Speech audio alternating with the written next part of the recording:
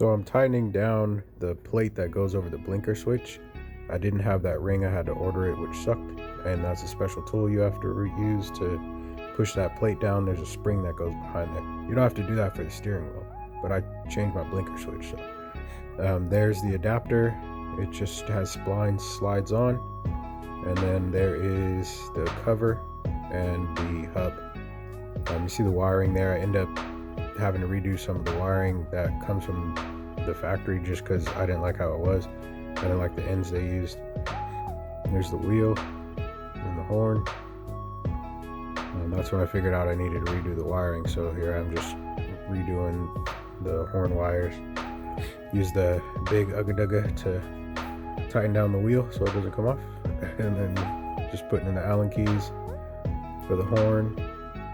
The horn sandwiches the wheel to the hub with this forever sharp wheel. Testing it out. So like that's it. It's in.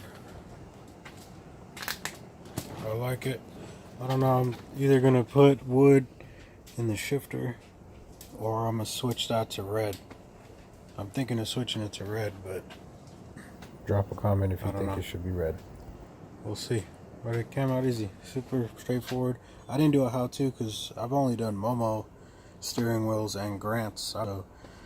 But you can watch what I'm doing. There's a bunch of other people posting videos as well. So yeah, I like it. Came out good, nice and sturdy. So alright, back to it.